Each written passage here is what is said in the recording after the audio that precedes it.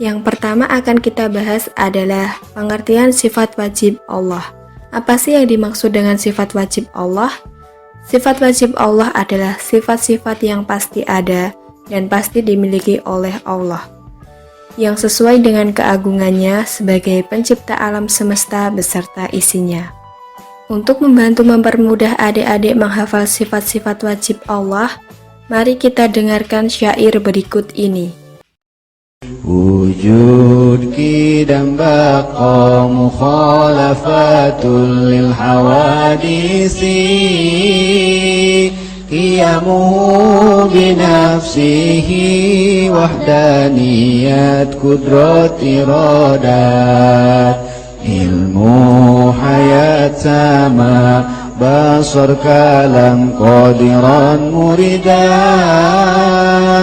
aliman hayyan sami'an basiran mutakalliman. Bagaimana adik-adik? Cukup mudah bukan untuk ikut menyanyikan syair tersebut? Untuk selanjutnya, di sifat-sifat Allah yang telah dikelompokkan menjadi 4. Yang pertama sifat nafsiyah, kedua sifat salbiyah, 3 sifat ma'ani, dan yang keempat adalah sifat maknawiyah. Sifat nafsiyah. Sifat nafsiyah adalah sifat untuk menegaskan adanya Allah Subhanahu wa Ta'ala, di mana Allah menjadi tidak ada tanpa adanya sifat tersebut. Yang tergolong dalam sifat nafsiyah adalah sifat wujud. Wujud berarti ada. Sifat salbiyah. Sifat salbiyah adalah sifat yang membersihkan atau menyucikan Allah dari sifat-sifat yang tidak pantas dan tidak layak baginya. Sifat-sifat wajib Allah yang tergolong sifat salbiyah ada 5 macam. Pertama adalah qaidam, yang berarti dahulu. Salbiyah yang kedua adalah baqa, yang berarti kekal. Adalah mukhalafatul lil hawadithi, yang berarti berbeda dengan makhluknya. Adalah qiyamuhu binafsihi, yang berarti berdiri sendiri. Wahdaniyah, yang berarti esa. Sifat ma'ani adalah sifat wajib Allah yang dapat digambarkan oleh akal pikiran manusia dan dapat meyakinkan orang lain karena kebenarannya dapat dibuktikan dengan panca indera. Sifat wajib Allah yang tergolong dalam sifat ma'ani ada 7 macam. Pertama, qudrat yang berarti kuasa, iradat yang berarti berkehendak, adalah ilmu yang berarti mengetahui, hayat yang berarti hidup, adalah sama yang berarti mendengar, basar yang berarti melihat, kalam yang berarti firman. Adalah sifat maknawiyah.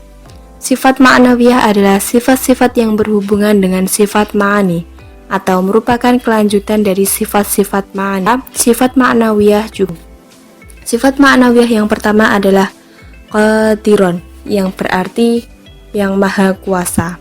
Sifat maknawiyah yang kedua adalah muridan, yang berarti yang maha berkehendak. Aliman, yang berarti yang maha mengetahui. Hayyan, yang berarti yang maha hidup. Sami'an, yang berarti yang maha mendengar. Basiran, yang berarti yang maha melihat. Sifat maknawiyah yang terakhir atau yang ketujuh adalah mutakalliman, yang berarti yang maha berfirman. Selanjutnya yaitu sifat mustahil Allah Subhanahu wa Ta'ala. Tapi sebelumnya mari kita simak video untuk mempermudah kita dalam melafalkan sifat mustahil Allah. Adam hudud fana mumatsalatun lil hawadithi qiyamuhu bi ghairihi ta'addud ajzun karoha jahlun al-mautu summun umyun bukmun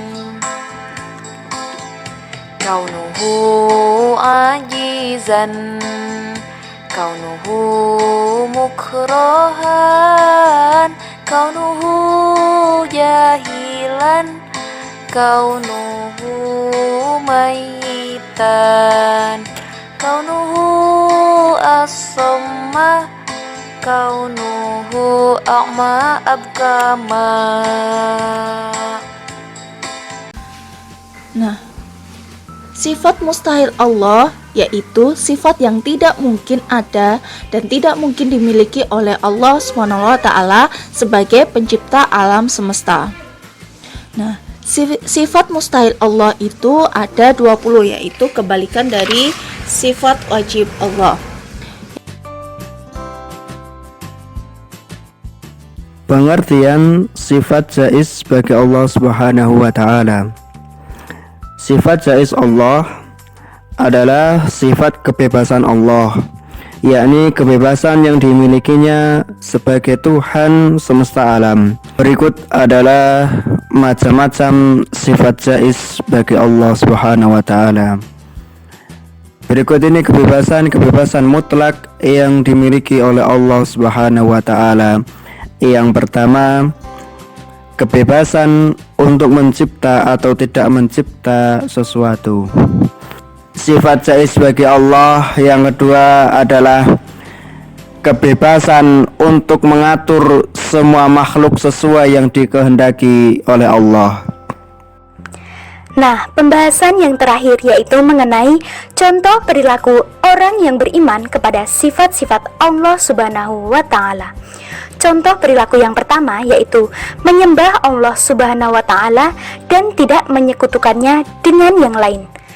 Karena sebagaimana kita tahu bahwa salah satu sifat wajib Allah, yakni sifat yang pasti dimiliki oleh Allah, adalah wahdaniyah, yang artinya adalah satu.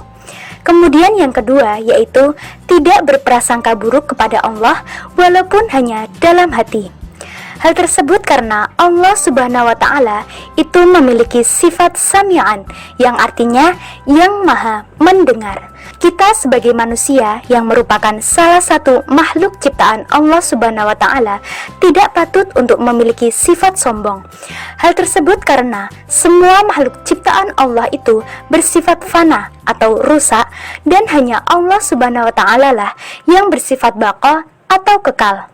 Kemudian yang keempat yaitu selalu bertawakal kepada Allah Subhanahu wa taala.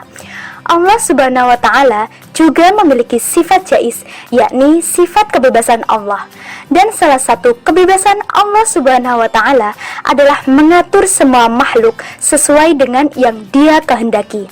Maka dari itu, dengan bertawakal kita memiliki keyakinan bahwa semua yang terjadi, baik maupun buruk, adalah atas kehendak Allah Subhanahu wa taala. Kemudian yang kelima yaitu tidak mudah putus asa. Jangan pernah menyerah sebelum berusaha dan berdoa semaksimal mungkin. Karena sesuatu yang kita kira tidak akan mungkin bisa, sangat mudah bagi Allah Subhanahu wa taala untuk mewujudkannya. Jika Allah Subhanahu wa taala menghendaki sesuatu, maka apapun dapat terjadi sebagaimana sifatnya yaitu muridan, yang artinya yang maha berkehendak.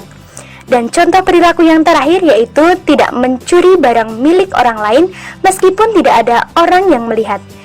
Jangan mengira bahwa ketika tidak ada orang yang melihat perbuatan buruk kita, maka kita akan aman-aman saja.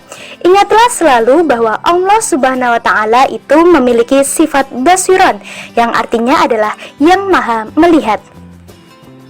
Itulah tadi penjelasan mengenai materi sifat-sifat Allah Subhanahu wa taala. Semoga anak-anak semua bisa memahaminya, dan apabila ada yang belum dipahami, silakan anak-anak semua untuk bertanya melalui WhatsApp group. Terima kasih.